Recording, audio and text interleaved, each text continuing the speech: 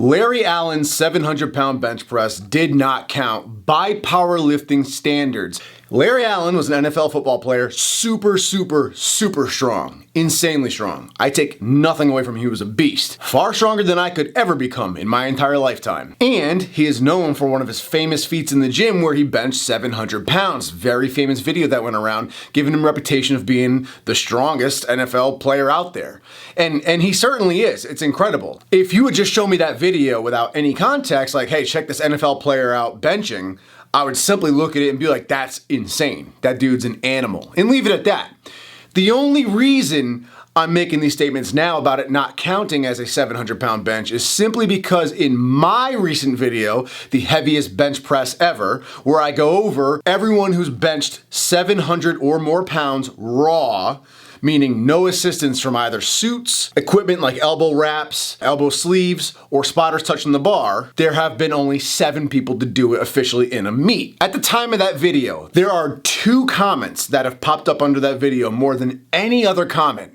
One is about the famous Ted. People don't realize that was actually done in a single ply shirt. And it was a very weak single ply shirt. Back then those shirts were garbage. I think Ted could have actually worked up to a 700-pound bench raw because he wasn't insane at benching. But just the fact of the matter is he never officially did it without a bench shirt. So Ted's 700+ pound bench wasn't a bench shirt. The other one I get is, what about Larry Allen? What about Larry Allen? I've gotten hundreds of comments asking me, what about Larry Allen? Why is he not included?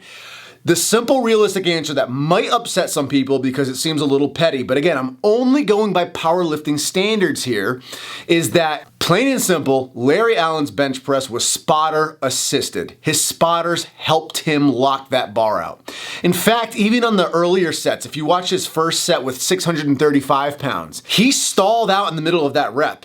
He had a hard time locking that out, and his spotters had the hands on the bar with that rep.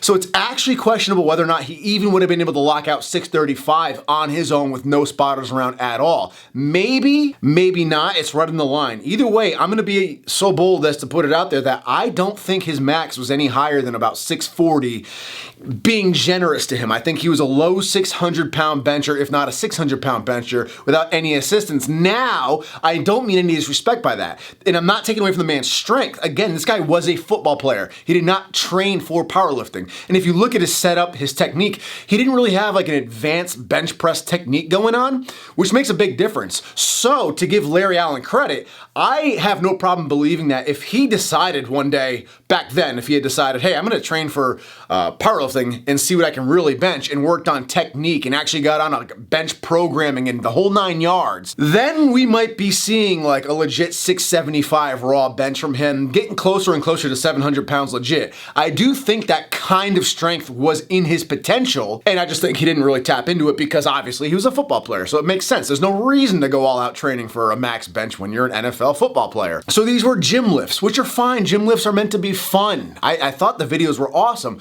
but just to be very factual, you look at the next set he did, 675, 7 plates on each side. You can already see the spotters, the side spotters as well, not just the center spotter, are holding on and really helping lift that bar up. You see his speed as he leaves his chest really start to stall out. That's a big sign. If you lose speed that soon off your chest, you're gonna have a hard time locking the bar out. Anybody who's powerlifted for a long time knows this, and I'm not trying to be petty. This is an actual skill. Judging and assessing what somebody has, what their capability is for a lift in a given day, in a given moment, is an actual skill we as competitive powerlifters have to develop, because it's important when we're coaching somebody in a meet or when we're doing our own meets to assess what we have left in the tank to make the next correct jump at a meet. So you start getting a really good eye for determining what someone, he has 5 more pounds in the tank, he's good for 10 more pounds. You start getting an eye for that, and you can really start to learn how weight moves and what they're capable of, and his was stalling out, mixed with the spotters gripping onto it and helping it severely by 675. And the same thing obviously goes for 700 pounds. Again, you put me under 700 pounds, I'm pancaking under it. Larry is millions of miles stronger than I could ever be. He's an absolute tank. I don't take that away from him. And again, I think if he trained for powerlifting back then, he probably would have had it in him to get really close to a 700 pound bench, if not maybe even hit a 700 pound bench raw unassisted. But as it stands, he was not training for powerlifting specifically, which makes sense not to do. And so his 700 pound bench attempt that he did, he locked it out, but the spotters helped Plain and simple. Now, I would have been pancaked underneath it. Spotters would have had to literally exert themselves to deadlift 700 pounds off of me if I tried benching it. Larry was there pushing a lot of the weight for him. The spotters weren't sitting there dying. They weren't sitting there exerting themselves till they were purple in the face. So obviously Larry had a lot of strength and was doing a lot of the work behind that rep for sure. But anyone who lifts knows you don't need a lot of assistance as a spot to really make or break a lift. If your buddy's struggling under a weight and you see he's totally failing, you slide some fingers under there, you can get that weight up for him and then make him feel like it was all him, right? He was definitely pushing his weight into it. He was moving a lot of it, but not all of it. The spotters helped him. So, as it stands, in a meet, spotters are not allowed to touch the bar, so by powerlifting standards, it was an assisted bench. And just using my own eye, which I know is a personal opinion thing, so I can't really argue this on paper tangibly, just looking at how the weight moved and how much the spotters helped, he didn't have 700 in him. Just plain and simple, and I say that respectfully, again, because he wasn't trying to be a powerlifter, so it really doesn't matter.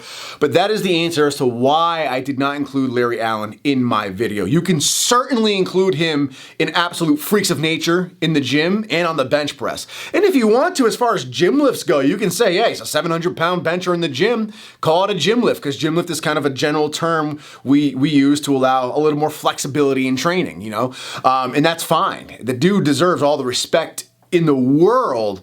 But just to answer the question why I didn't include him in the video, in which I gauged the strongest bench pressers ever based on powerlifting standards, and all 7 of those men benched 700 or more pounds in a competition with 3 referees and competition standards with no assistance, be it equipment they're wearing or spotter assistance. When comparing to those, Larry did not meet those qualifications, and that's why he was not in the video. So I hope this helps clarify that up. If you like this content, subscribe, stick around for more, and I hope to see you in the next video.